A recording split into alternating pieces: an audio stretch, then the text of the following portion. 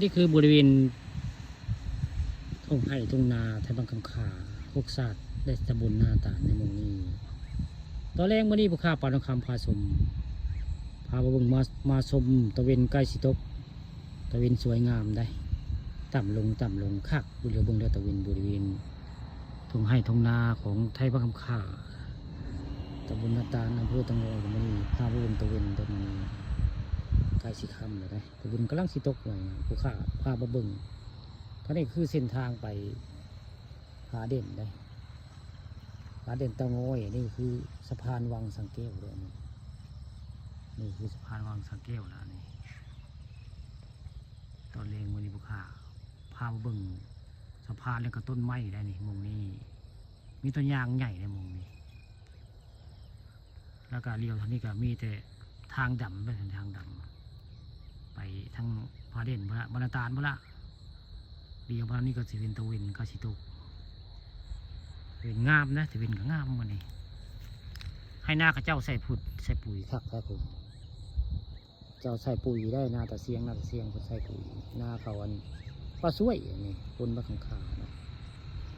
เดี๋ยวมาแล้วตะเวนคักในมือนี้ตะเวนก็สิตกแต่ผู้ฆ่าปลาทองคำพาสมมือนี้มาเป็ดได้พามานั่งว่านางจ่ามาเว้าเรื่องตะเวนงามมือนี้ตะเวนงามไม่เป็นแสงเบียดมีเปรกกระแสงเท่าไรแสงตะเวนมันคักไว้ง่าตะเวนกาสิตกมือนี้ผู้ฆ่าปลาทองคำผสมน้องพามาบึงตะเวน2 มิติแล้วเดี๋ยวมันก็เป็นแบบนี้ตะเวนเดี๋ยวมันก็เป็นแบบนึงเลย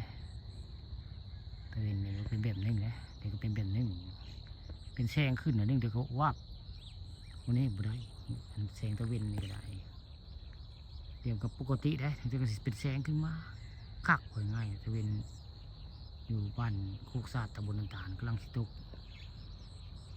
มาเบิ่งตะเวนสวยงามแต่วันนี้เบิ่งให้หน้าข้าเจ้าเนาะอยู่บ้านโคกศาสตร์คำข่าตำบลน้ำตาลอำเภอตะงอยนวนังจาบริเวณใกล้ๆกับวังสังแก้วนี่แหละวันนี้วังสังแก้วตำบลน้ำตาลใกล้ๆกันนี่ก็ให้หน้าข้าเจ้าตะเวนก็จะรับขอบฟ้าแล้วล่ะ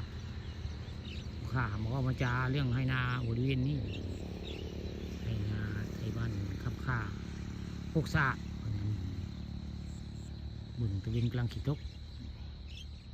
ตะเวนต่ำลงนะช่างน้ำก็ตกแล้วบุญเดียวนี่แต่ข้างหน้าก็เป็นพุ่นข้าเจ้าได้ใส่พุ่นใส่ปุ๋ยไว้ประจำปีเนาะข้าเจ้าใส่พุ่นไว้ใส่นาเนี่ยนาเขาปลาช่วยปลาขับข้าคนใส่ปุ๋ยงามในปีที่มา